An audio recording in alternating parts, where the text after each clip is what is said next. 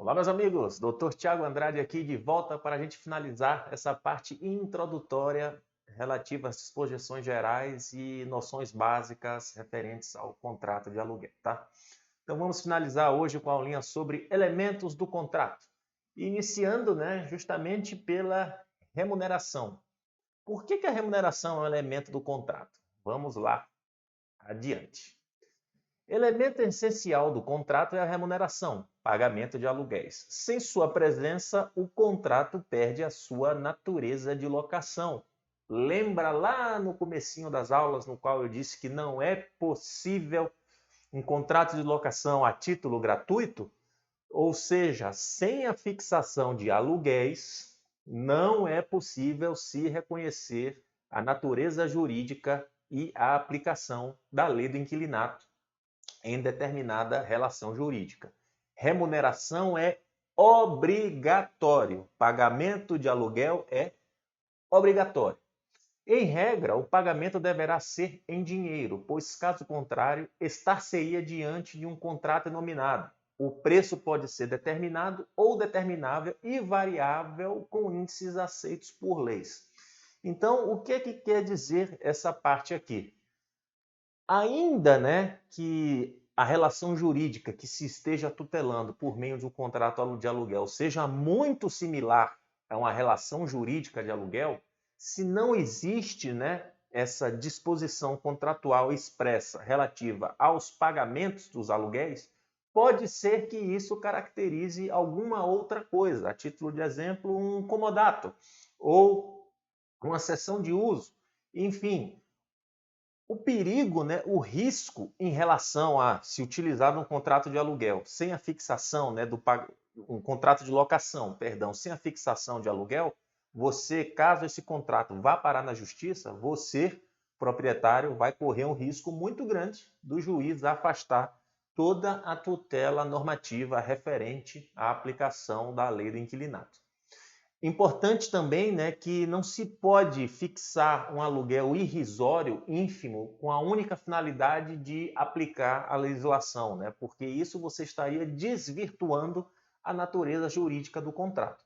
Então, se você vai lá e aluga um imóvel e fixa um aluguel de R$ 10 só para chegar para o juiz e falar, não é uma locação gratuita porque existe um aluguel ali de R$ 10. Obviamente que a finalidade deste aluguel não é remunerar, né, efetuar contraprestação pelo uso do imóvel. Tem a única finalidade de desvirtuar o contrato para atrair a aplicação da lei do inquilinato. Então, totalmente proibido a fixação de aluguéis de valores irrisórios, tá?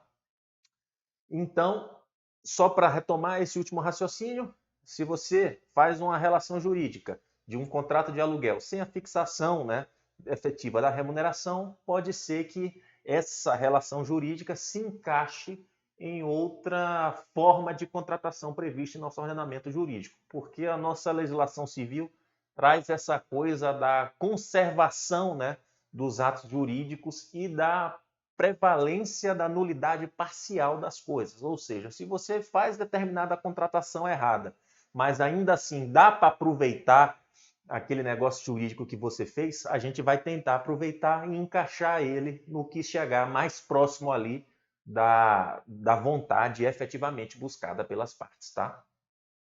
Vamos adiante.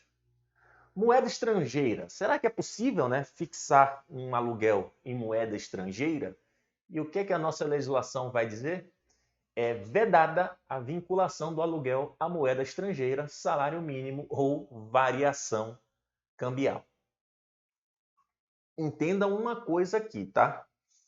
É vedado a vinculação do aluguel à moeda estrangeira, ao salário mínimo ou à variação cambial. Ou seja, não é possível você atualizar a remuneração, os pagamentos de aluguel, se utilizando disso aqui. Mas isso impede que você receba, desde que não exista uma variação, né? Desde que o pagamento não irá se estender ao lapso de tempo. Eu, efetivamente, não vejo nenhum problema em relação a isso. Por quê? Porque o impedimento, a variação cambial ao salário mínimo e à moeda estrangeira é justamente do risco, né, que se impõe à parte decorrente da oscilação desses valores. E o nosso país já teve diversos problemas no passado em relação a vincular contratos ao dólar, vincular o contrato ao salário mínimo, e tanto para um benefício quanto para o prejuízo de uma das partes. Então, o que se veda é justamente a utilização dessa variação para corrigir, atualizar os pagamentos. Mas eu não vejo, a título de exemplo, se você vai cobrar um aluguel de temporada e este pagamento vai ser antecipado, que é permitido por lei, e ele vai te quitar o pagamento com base num preço de dólar. Se você me perguntar, não vejo nenhum problema em relação a isso. Você vai me pagar 10 mil dólares por 12 meses aí utilizando a minha casa de praia. Para mim, nenhum problema. Como que a justiça se comporta em relação a isso? Não sei, porque nunca fiz uma pesquisa jurisprudencial nesse sentido. Mas o que eu posso dizer é, não fixa o aluguel com base em variação.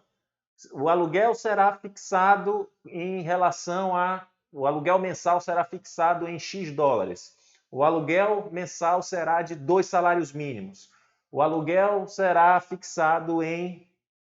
Enfim, não arrisca isso, tá? Coloca um preço líquido, a título de exemplo, 2 mil, 3 mil reais, corrigido pelo... E aí você utiliza um índice de correção monetária. O IVAR, que foi um índice recentemente criado, né? Só para corrigir aluguéis, o IGPM, o INPC, enfim, você fica à vontade, mas repetindo, né?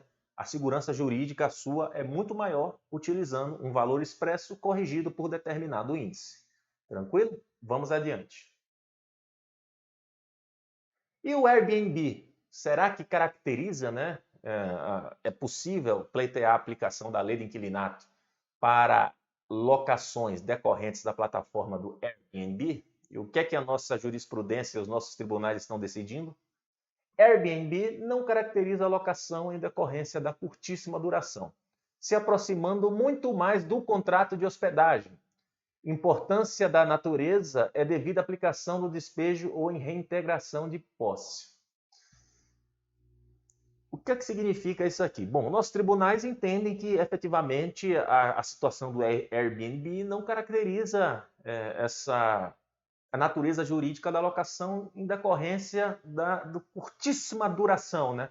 Lembra que eu falei nas aulas passadas que a locação você tem que ter um prazo, né? Ainda que não seja um prazo muito longo, mas tem que existir um médio prazo, pelo menos? Justamente isso aqui. O Airbnb não é uma locação de médio ou longo prazo, mas sim uma locação de curtíssima duração. Então, não é possível atrair a aplicação da lei de inquilinato. E o que é que significa isso do ponto de vista prático? Bom, se não é possível a aplicação da lei de inquilinato, eu não vou me utilizar da ação de despejo, né? Para tirar aquela pessoa que está lá no meu imóvel decorrente do Airbnb. Eu vou ter que entrar efetivamente com a reintegração de posse. Mas você me pergunta, isso aqui é consolidado na jurisprudência a utilização da reintegração de posse ou da ação de despejo? Não, eu já vi precedentes em se aceitar, né, a ação de despejo para tirar pessoa, né, que entrou no imóvel por meio de contratação do Airbnb, tá? E o local de pagamento, né? Onde que será efetivamente o local no qual o inquilino terá que pagar ao locador a remuneração prevista na contratação. No silêncio do contrato, o pagamento será realizado no imóvel locado, ou seja, no local, no lugar da coisa. O direito civil chama isso de obrigação quesível, podendo ser convencionado outro local. O direito civil vai chamar isso de obrigação portável. O mais comum é se fixar o pagamento em outro local, né? Na maioria das vezes, o próprio contrato determina que o pagamento se dará ou mediante o pagamento do boleto, ou depósito em conta, ou cheque, enfim. Nenhum problema em relação à estipulação contratual para fixar o local de pagamento diverso ao local da coisa ou local do imóvel, tá? Por fim, o contrato de aluguel, ele é um contrato informal, ou seja, não é necessário a previsão expressa, né? Um documento expresso, um contrato bonitinho. Ele é totalmente aceitável a contratação por meio oral. Basta o consentimento das partes, seja expresso ou seja tácito. Mas o que significa isso? O consentimento expresso é quando as partes expressamente manifestam. Ah, quero te alugar meu imóvel. Quer alugar? Quero alugar. Então toma aqui a chave, você vai me pagar tanto por mês. Ah, o consentimento tácito. Simplesmente duas... Ah, você está alugando o seu imóvel? Ah, estou alugando. Beleza, eu vou lá no seu imóvel e ver se o imóvel é bacana. Se eu gostar do imóvel, eu já vou ficar lá e já vou começar a nossa relação de aluguel. Então a pessoa vai lá, entra e, se ela não saiu do imóvel, presume-se que ela concordou com a locação. Tudo isso feito por meio de estipulação oral. Qual é o problema da contratação oral? A falta de segurança jurídica, né? Porque quando isso vai para a justiça, como é que você vai provar quanto que foi fixado a título de aluguel? É muito mais fácil você apresentar o contrato. Então, a forma escrita traz mais segurança. Ah, quer dizer que não tem como eu provar? Não. Por exemplo, se você recebe o depósito, se você recebe por meio de depósito em conta e aparecer lá nos extratos, né, aqueles depósitos mensais no mesmo valor, isso é um indicativo de que aquela pessoa está pagando aquele aluguel por aquele valor. Mas, repito, a forma mais segura é utilizar efetivamente de um instrumento escrito com todos os direitos e obrigações expressos da melhor maneira possível. Beleza? A aulinha de hoje ficamos por aqui e nos vemos na próxima.